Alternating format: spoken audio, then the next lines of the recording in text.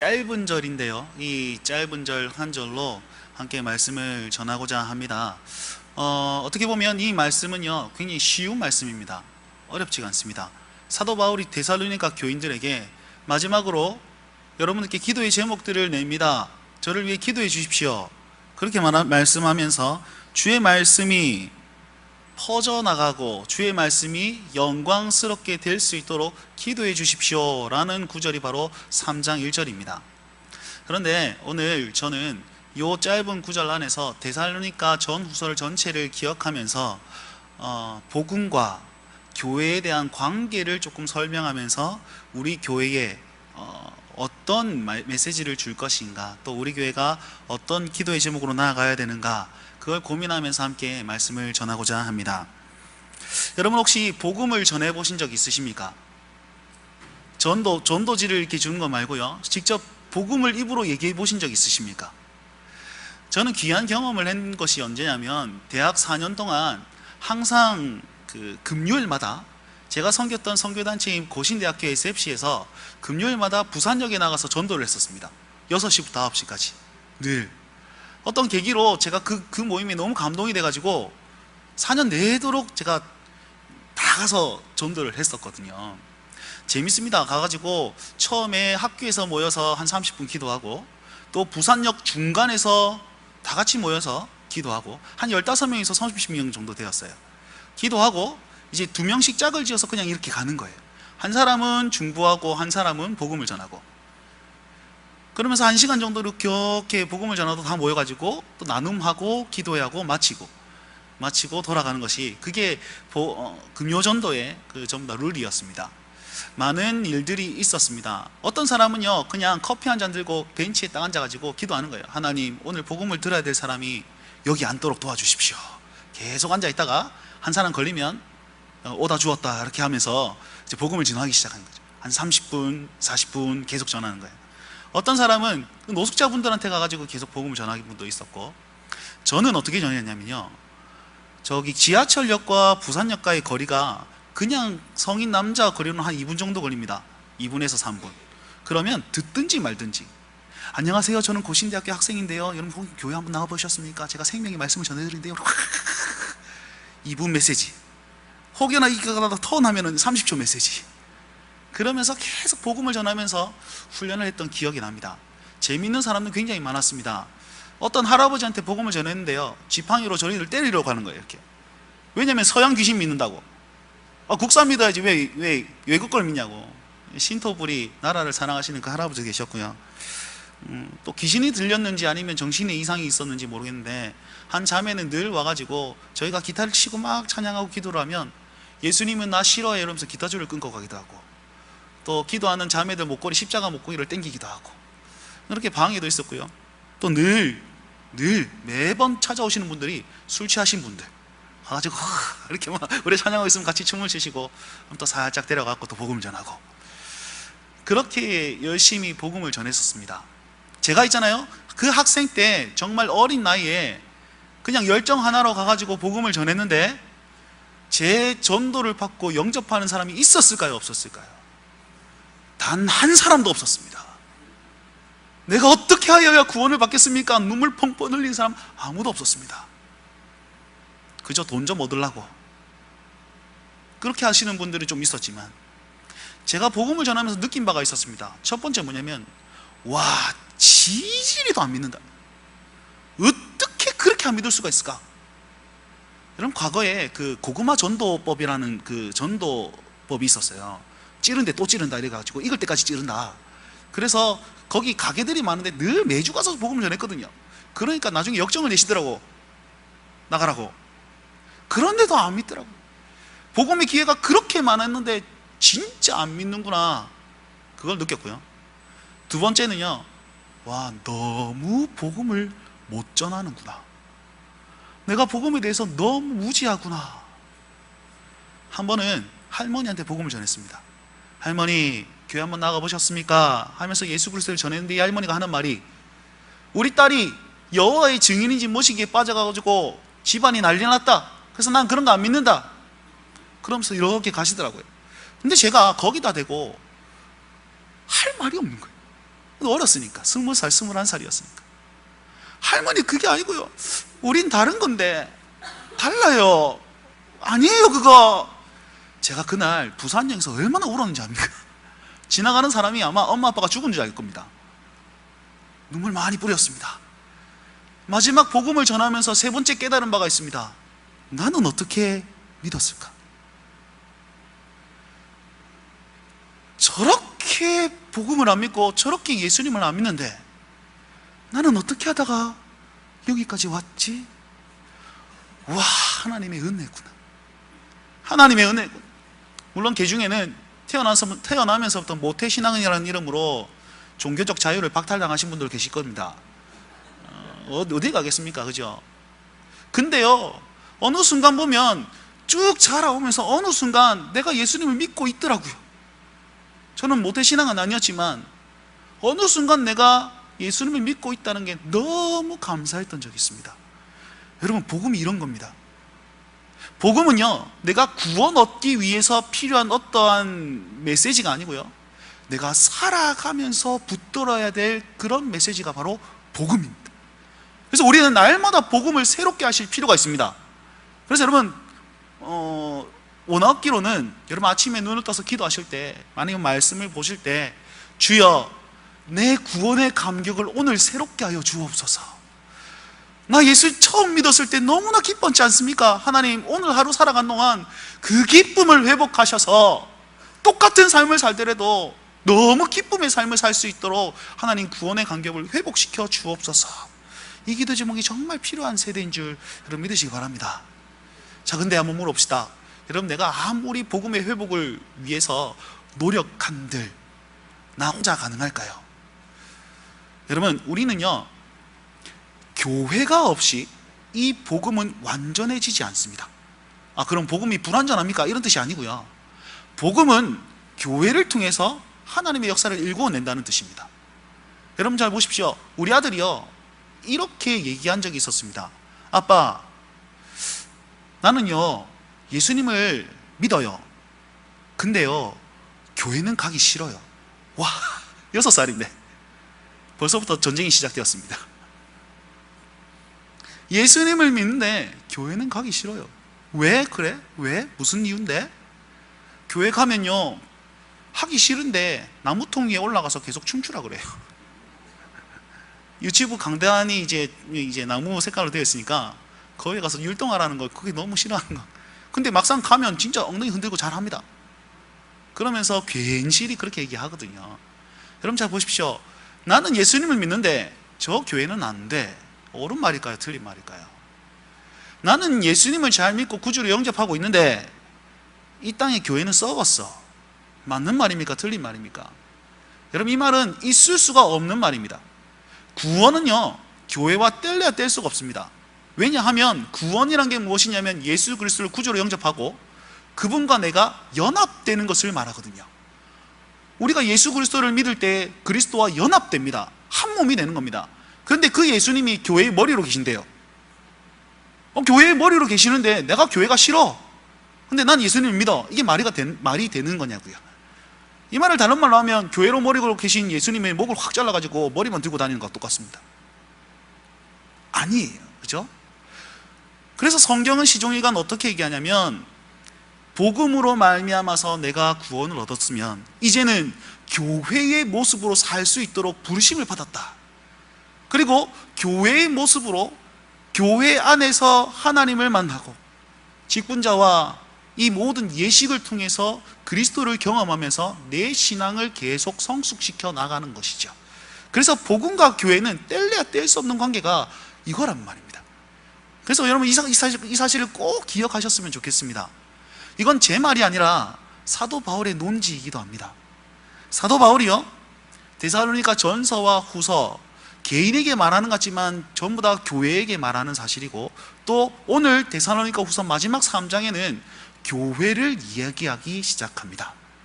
여러분, 데살로니가 전서를 보시면 지난주 오후 예배 때 짧게 말씀을 드렸지만 종말에 대해, 주님 다시 오심에 대해서 오해하고 있는 분들을 조목조목 집어서 다시금 가르칩니다. 그래서 종말의 시대에 이렇게 살라라고 권면을 합니다. 데살로니가 후서는요, 종말의 시대에 이제 어떤 일이 일어나는가를 가르치기 시작합니다. 자, 여러분, 종말의 시대에 마지막 때에 두 가지 일이 일어나는데, 첫 번째는 기독교의 박해가 있을 것입니다. 적 그리스도가 일어나서 거짓, 그 다음에 자기를 섬기는 자들, 그리고 불법, 성전에 앉아서 자기를 하나님이라고 말하는 그런 세력들이 일어나서 성도들을 박해할 것입니다. 데살로니가 후서 2장 3절 4절을 함께 읽도록 하겠습니다. 데살로니가 후서 2장 3절 4절입니다. 읽겠습니다. 시작.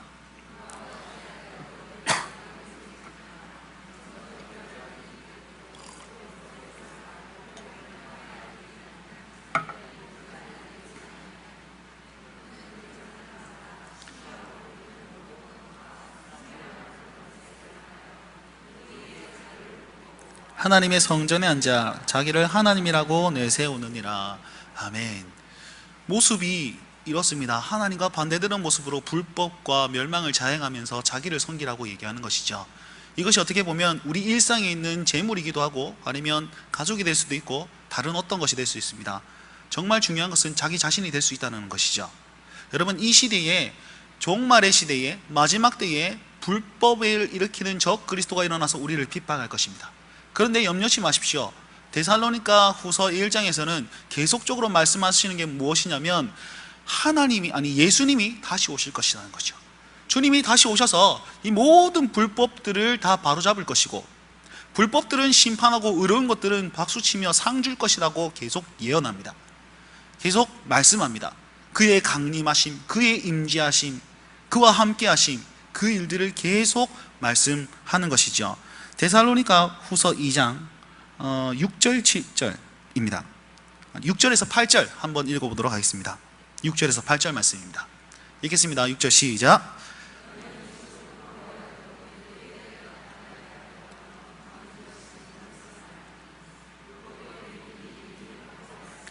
지금은 그것을 막는 자가 있어 그 중에 옮겨질 때까지 하리라.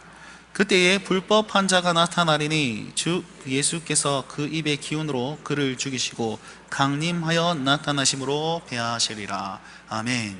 여러분, 예수님이 다시 오시기 전에 적 그리스도가 일어나서 우리를 괴롭힐 것이지만 그거는 한정적이고 일시적입니다.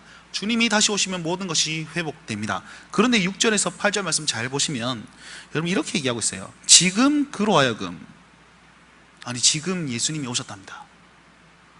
그때에 나타나게 하여. 7절에도 보시면 불법의 비밀이 활동하였는데 지금 그것을 막을 자가 있대요. 예수님 오셨습니까?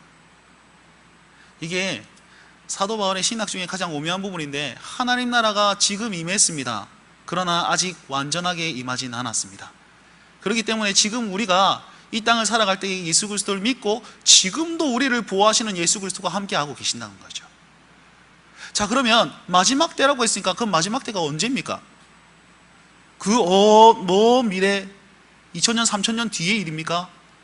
아니고요. 여러분, 성경에서 마지막 때라고 하는 것은요, 예수 그리스도께서 승천하신 때부터 예수 그리스도께서 다시 오실 그 때를 얘기하고 있는 겁니다. 지금 우리는 마지막 때를 한 2000년 정도 살고 있습니다. 앞으로도 계속 마지막 때를 살아가고 있습니다. 그러면 사도 바울이 말씀했던 적 그리스도가 일어나는 것, 그리고 예수 그리스도가 나타나셔서 모든 것을 회복시키실 것, 이게 내일 일어나도 이상한 일이 아니라는 거죠. 왜? 우리는 지금 마지막 때를 살아가고 있기 때문입니다. 우리는 마지막 때를 살면서 이 두 가지를 꼭 기억하며 살아야 됩니다. 하나님 때에 고난이 있을 것이고 핍박이 있을 것인데, 하나님의 그 핍박 잘 감당할 수 있도록 믿음을 더하여 주옵소서. 하나님, 그 핍박에 흔들리지 않도록 굳건함을 허락하여 주옵소서. 이 기도가 필요할 것입니다. 두 번째는 하나님 다시 오실 때 온전히 회복시키시고 하나님의 부흥의 때가 있을 것인데, 하나님 그 부흥의 때에 내가 부흥의 주역이 될 수 있도록 도와주십시오. 이런 기대감 가질 수 있지 않겠습니까? 여러분, 우리는 이 기도 제목 가지고 나아갈 필요가 있는 것입니다. 자, 여러분, 2장까지 사도 바울이 이렇게 쭉 얘기한 다음에 3장 1절에 뭐라고 얘기하냐면 이렇게 얘기하고 있습니다. 3장 1절 다 같이 한번 읽어보겠습니다. 시작. 끝으로 형제들아, 너희는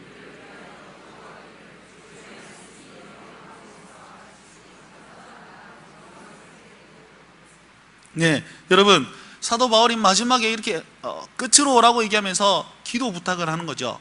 여러분, 사도 바울이요, 종말의 때에 큰 핍박과 회복이 있을 것인데 여기에 대비해서 너희들은 복음을 명확하게 하고 살아라.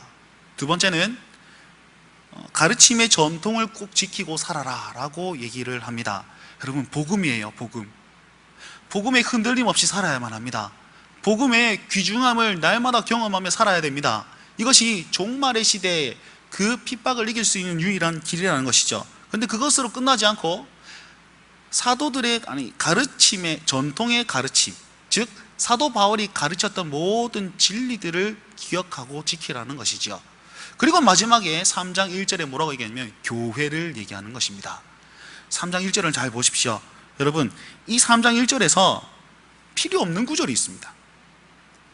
필요 없는 단어가 있습니다. 끝으로도 필요 없고, 그죠? 형제들로도 필요 없어요. 이렇게 표현할 수 있지 않겠습니까? 너희는 우리를 위하여 기도하기를 주의 말씀이 퍼져나가 영광스럽게 되고. 제가 뭘 의도적으로 생략을 했습니다. 말이 됩니까? 안 됩니까? 기도해 주십시오. 주의 말씀이 퍼져나가고 영광스럽게 될 수 있도록 기도해 주십시오. 말이 안 될 게 없지 않습니까? 그죠? 근데 사도 바울은 그 안에 뭘 넣었냐면 너희 가운데서와 같이를 넣어놨습니다. 왜 넣어놨을까요? 왜 너희 가운데서와 같이라는 표현을 썼을까요? 이게 뭐냐면 데살로니가 교인들, 그 교회가 굉장히 바르다는 것이고 그들을 위로하기 위함이라는 말인 거죠. 그럼 잘 보십시오. 이 메시지를 딱 듣는데 데살로니가 교인이에요. 그런데 너희 가운데서와 같이, 그러면 야, 우리가 좀 잘하고 있는가 보다, 신앙생활 잘하고 있는가 보다, 이렇게 표현되지 않겠습니까? 예를 들어서 가지고 신앙생활 어떻게 해야 됩니까? 네, 저기 누구 같이 하십시오. 이러면 그 사람 우와 이렇게 되지 않을까요? 데살로니가 교인들을 위로하는 말씀이기도 합니다.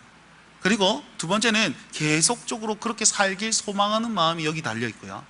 마지막으로 데살로니가 교인들의 입장에서는 우리 바울 선생님이 복음 전하러 저 가시는데 그 복음의 표본으로 우리를 지목하셨네.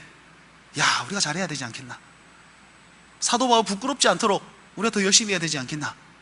그럼 그런 마음이 가질 수 있지 않겠습니까? 그래서 사도 바울이 이 데살로니가 교인들을 위로하고 그 다음에 계속 신앙의 성숙을 위해서 이 단어를 포함시켜 놨다는 거죠. 여러분 잘 보십시오. 복음이 퍼져나가는데 우리와 같은 그런 모습으로 퍼져나가길 소망한다. 복음이 증명되는데, 영광스럽게 되는데 그 김에 어디 모든 민족 교회처럼 그렇게 적용되고 그렇게 실현되며 그렇게 열매 맺어져서 퍼져나가길 소망한다. 우리가 들어야 될 메시지 아닐까요? 여러분, 이 말 속에는요, 성교가 아니라 복음이 우리 안에 적용된다는 사실을 얘기합니다. 다른 말로 하면 교회의 내적 성장을 의도하면서 사도 바울이 이 얘기를 한단 말이죠. 데살로니가 교인들이 계속적으로 복음이 적용되고 퍼져나가서 그들의 삶과 그들의 교회가 영광스러운 복음을 드러낼 수 있는 하나님의 사람들 되길 간절히 바라는 마음에서 3장 1절의 말씀을 기도의 제목으로 요청하고, 받아들이는 사람들은 부담감으로 받아들이는 거죠. 여러분, 사도 바울의 그 기도의 요청이지만 우리의 숙제라고 여깁시다.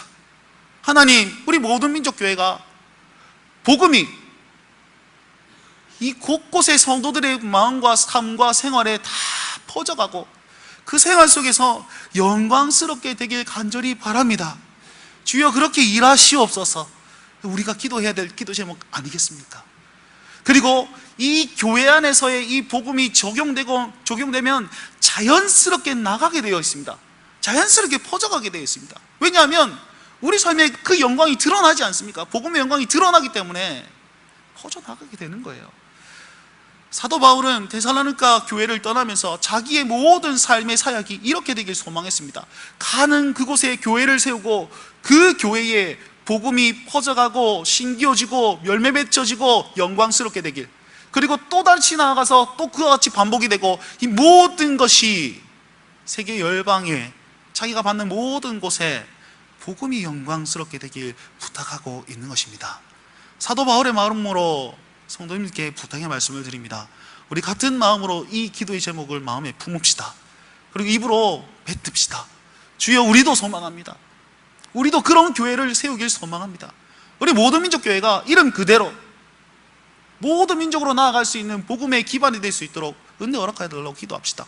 그것 이전에 우리 모두가 복음으로 말미암아서 정말 복음이 잘 적용되어서 좋은 밭이 되어 나아갈 수 있는 우리 교회가 되었으면 좋겠습니다 라고 기도할 수 있길 바랍니다.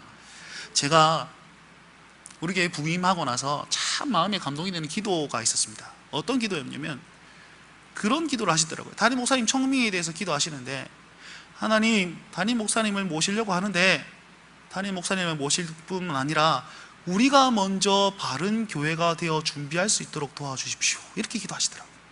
저 마음이 너무 짠했습니다. 정말 필요한 것이거든요. 지금 우리가 여름 사역으로 각 부서들이 정말 열심으로 복음을 전하고 흔들리는 복음을 부여잡고 또 믿지 않는 자들에게 복음을 전하기 위해서 부단히 노력하고 있습니다. 여러분, 그런데 복음이 전해지는 것과 함께 교회됨의 역사도 여러분 꼭 기억하셔서 기도해 주시면 감사하겠습니다. 여러분, 이단에 빠지는 사람이 왜 이단에 빠지는지 압니까? 진리가 부족해서이기도 하지만 교회에 발붙일 곳이 없기 때문에 이단에 빠지는 경향도 굉장히 많습니다. 여러분, 우리가 저 사람에게 복음을 집어넣을 수 있습니까? 아니요, 그건 하나님께서 하시는 일입니다. 그런데 우리는 다른 건 할 수 있어요. 하나님께서 하시는 그 일, 복음으로 사람을 변화시켜 놓으면 그들이 왔을 때 우리 교회 교인으로 성장할 수 있도록 우리가 도와줘야 되고 기도해 줘야 되는 것입니다. 저는 사역에 두 가지 목적이 있습니다. 첫 번째는 뭐냐면 이 친구가 하나님을 믿는 것, 두 번째는 이 친구가 본 교회 교인으로 성장하는 것, 일꾼이 되는 것. 이단에 가는 사람들이 예수님을 몰라서 간 게 아니라니까요. 예수님을 믿는데 여기 가볼까 저기 가볼까 어영부영 하다가 이단에 속한 예쁜 아가씨가 일로 오세요 형제님 이렇게 훅 가보는 거예요. 어떻게 하겠습니까, 여러분? 여러분, 과거에 저는 SFC 간사를 하고 있습니다. SFC 간사는 SFC 강령이라는 게 있어요. 우리는 전통적 웨스터민스터 신앙 고백 서밋 대소결의 문답을 우리의 신조한다. 쭉쭉쭉쭉쭉 해가지고 우리의 생활을 내는 다음과 같다. 하나님 중심, 성경 중심, 교회 중심. SFC 출신들은 다 이 강령을 한 번이라도 들어보셨을 겁니다. 제가 이전에 교회에 있을 때 어떤 집사님이 이 기도, 대표 기도를 하시다가 이 강령을 이렇게 외우고 이렇게 얘기하셨습니다. 하나님, 어렸을 적 이렇게 살라고 배웠는데 이제 장성하여 보니 이렇게 살지 못하는 내 모습이 너무 부끄럽습니다 라고 기도하시더라고요. 그 기도를 듣는데 이런 생각이 들었습니다. 아, 저분의 시대에는 신앙이 SFC 강령이었구나. 그럼 그 이전의 세대는요? 여러분, 고신교회의 표 두 개가 지어 있습니다. 신앙의 정통과 생활의 순결. 여러분, 신앙의 정통과 생활의 순결을 붙잡고 살았던 세대들이 있는 반면 그것이 SFC 강령이라는 이름으로 나타나가지고 그걸 붙들고 신앙을 키운 사람들이 있습니다. 그러면 지금의 세대는 뭘 붙들고 신앙을 키울까요? SFC 간사로서 SFC 강령이 그 역할을 해주길 바라지만 여러분, 우리 친구들은 뭘 붙들고 신앙생활을 하고 있을까요? 우리가 가진 복음의 중심, 우리가 가진 복음의 그 씨앗들 다음 세대에 잘 물려줄 필요가 있지 않겠습니까? 그리고 두 번째, 앞서 말씀드렸다시피 그들이 우리 교회의 일꾼으로 잘 세워질 수 있도록 그럼 장을 열어줘야 되지 않겠습니까? 우리 성도님께 부탁의 말씀을 드립니다. 이제 고등부, 청년부 이제 수련회가 있을 것이고 장흥부 수련회가 있을 것이고 앞에는 많은 부서들이 또 수련회를 했습니다. 복음으로 열정으로 나올 것입니다. 그래서 어떻게 하면 하나님 위해서 섬길 수 있을까? 뜨거운데 자기 나름대로 뭔가 하는데 우리 눈에는 너무 부족한 거예요. 그럼 이렇게 얘기하는 거죠. 야, 자 와줘라 너. 예를 한번 들어볼까요? 제가 이전에 사역하던 교회에서 중고등학생들이 특송할 기회가 생겼습니다. 8명이 쫙 서가지고 특송을 하는데 중학생 한 명이 얼굴 화장을 예쁘게 하고 옷도 예쁘게 입고 미니스커트 같은 걸 짤록하게 쫙 입고 특송한다는데 밑에는 슬리퍼를 신고 왔어요. 그것도 짝지가 달라요. 한쪽은 파란색, 한쪽은 노란색. 모자를 찔끔 눌러 쓰고 특송을 했습니다. 어르신들이 뭐라고 얘기할까요? 어이, 저게 하나님 앞에서 쓰는 자세냐? 예, 물론 맞습니다. 사전에 교육을 했어야 되고 또 이렇게 해야 되는데, 그럼 그 순간, 그 찰나에 그를 인정해 주시면 여러분 그 아이가 그 교회의 일꾼으로 자라게 됩니다. 아무도 아멘 안 하시네. 그렇게 이렇게 지목하고 지적하면 거기 서 있는 그 자리를 빼앗는 것과 똑같습니다. 제가 지난주에 다른 교회에 중고대학부 수련회가 있어서 거기에 가서 찬양 사역 인도를 하고 왔습니다. 그런데 어떤 집사님이 오셔가지고 우리가 막 연습을 하는데 이렇게 얘기하더라고요. 기타 소리 좀 줄이고 피아노 소리 좀 올리세요. 당황스러워가지고 네, 그러고 기타 소리를 더 올렸습니다. 여러분 그 한마디가 앞에 있는 모든 사람들을 너 나가라는 말과 똑같다는 거죠. 다음 세대에 우리 교회의 일꾼들이 자리매김할 수 있도록 도와주십시오. 부족하더라도 참고 견디고 한번 이해해 주십시오. 그리고 우리 청소년들, 청년들에게 부탁의 말씀을 드립니다. 여러분 교회를 사랑하십시오. 정말 중요합니다. 여러분 혼자의 신앙으로 되지 않습니다. 사도 바울이 마지막에 교회를 얘기했던 것과 같이 여러분들도 교회를 사랑하는 마음이 커져만 가야 된다는 것이지요. 청년들에게 묻습니다. 여러분 이 땅에 온전한 교회가 있습니까 없습니까? 네, 부끄러워서 말은 안 해. 여러분 묻습니다. 이 땅에 온전한 교회가 있습니까 없습니까? 우리 눈으로 보기에는요, 이 땅의 교회는 온전한 교회가 하나도 없습니다. 왜요? 나조차도 온전치 않은데 무슨 교회가 온전해집니까? 그런데 믿음으로 바라보면 이 교회는 가장 온전한 교회입니다. 왜냐하면 이 교회에 예수 그리스도가 머리로서 좌정하시기 때문입니다. 교회가 망한다. 여러분 교회 망합니까? 안 망합니까? 안 망합니다. 망하려면 우리 예수님이 망해야 되는데 그 전지전능하신 하나님이 어떻게 망합니까? 여러분 우리는 이 교회를 바라볼 때에 이곳이 주의 몸된 교회이고 머리 대신 예수 그리스도가 영광스럽게 나타나야지는 온전한 교회이구나 믿으시길 바랍니다.